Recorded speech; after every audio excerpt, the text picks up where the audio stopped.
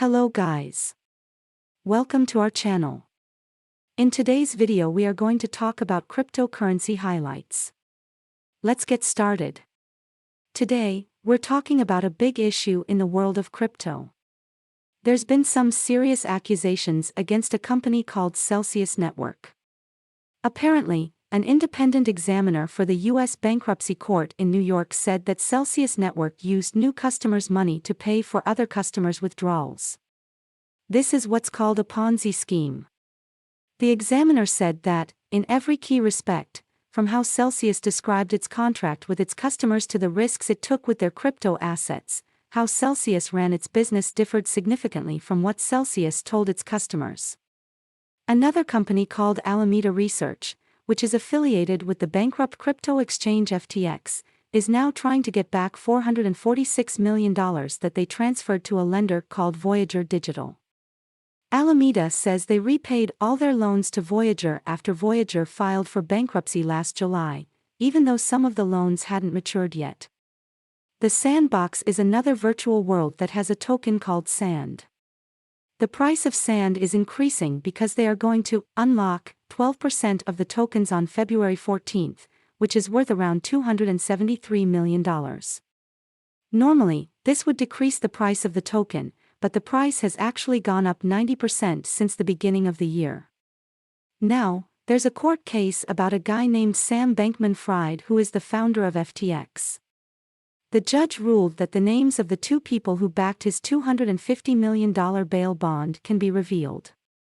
We already know that his parents signed the bond, but the other names were kept private. A bunch of news organizations wanted to know the identities of these people and the judge agreed, saying, "The public's interest in this matter cannot be overstated." Bankman-Fried's lawyers argued that revealing their identities could lead to physical threats. On a second note, we have some important news to share with you about stablecoins. You might be wondering, what are stablecoins? Well, they're a type of cryptocurrency that have their value pegged to other assets like the US dollar. The Hong Kong Monetary Authority, HKMA, the top financial regulator in Hong Kong, has announced their plans to regulate stablecoins. In order to operate stablecoin services, entities in Hong Kong will have to obtain a license from the HKMA. The HKMA received 58 responses after publishing a discussion paper last year and has now laid out their plans to supervise stablecoins. They plan to start with supervising the governance, issuance, and stabilization of fiat-backed stablecoins. This means that the issuers of these stablecoins must maintain reserves that match the amount of crypto in circulation. The HKMA wants to make sure that the reserves of stablecoins are of high quality and high liquidity, and that the value of the reserves always matches the value of the outstanding stablecoins. However, algorithmic stablecoins like TerraUSD, which derive their value based on arbitrage or algorithms, will not be accepted. This is because the value of TerraUSD collapsed last May. The HKMA chief executive, Eddie Yu, said in a press statement that they will take into consideration the feedback they received, market developments, and international discussions before drawing up the specific regulatory arrangements. They plan to implement these arrangements in 2023 or 2024. On the other hand, Strike, a digital payment company, and their new international money transfer service called Send Globally. This service is now available in the Philippines, which has a $12 billion remittance market, one of the biggest in the world. Send Globally runs on the Lightning Network, which is a system that makes Bitcoin transactions cheaper and faster. People can send money from other countries and receive it as local currency in their bank or mobile account. Strike's goal is to improve the traditional multi-billion-dollar remittance industry, which can be slow and have high fees. Jack Mallers, the founder and CEO of Strike, says that this is possible because of the Lightning Network.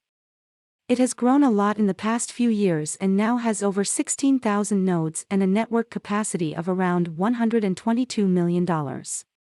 The Strike app converts dollars into Bitcoin and sends it to a partner in the recipient's country, who then converts it into local currency. This process takes place outside of the user's view and protects them from any complex Bitcoin payments or tax implications. Last month, Send Globally also launched in Nigeria, Kenya, and Ghana. Mallers says they have partners all over the world because the Lightning Network is an open payment system. If you've been paying attention, you may have heard that people in Nigeria are paying more for Bitcoin than people in other countries. But why is that? Well, it all started when the Nigerian government put some restrictions on how much money people could take out of the bank. They were trying to switch out some old bank notes for new ones, and people started to think that this was causing more people to buy Bitcoin, making the price go up. But here's the thing, the restrictions were put in place in December and the price of Bitcoin didn't really go up much because of it. So what's going on? According to Connor Ryder, a research analyst at Keiko, the high prices for Bitcoin in Nigeria might just be because of the way the country's currency, the naira, is valued.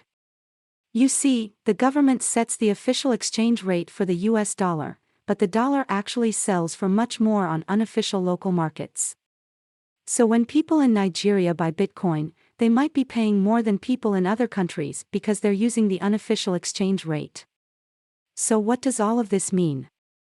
Well, it might be a bit overblown to say that people in Nigeria are paying a lot more for Bitcoin, but they might be paying a little more because of the way the naira is valued. But overall, it's just a good reminder that the value of currencies can affect the prices of things like Bitcoin. It's important to note that investing in NFTs, cryptocurrencies, and other initial coin offerings, ICOs, is highly risky and speculative. This video is not a recommendation to invest in cryptocurrencies or other ICOs. Each individual situation is unique, so it's always best to consult a qualified professional before making any financial decisions. We do not make any representations or warranties as to the accuracy or timeliness of the information contained in this video. As of the date when this video was produced, the author does not own the cryptocurrencies mentioned above. Keep an eye on these coins, and stay updated on the latest developments in the cryptocurrency market. Thanks for watching and stay tuned for more updates.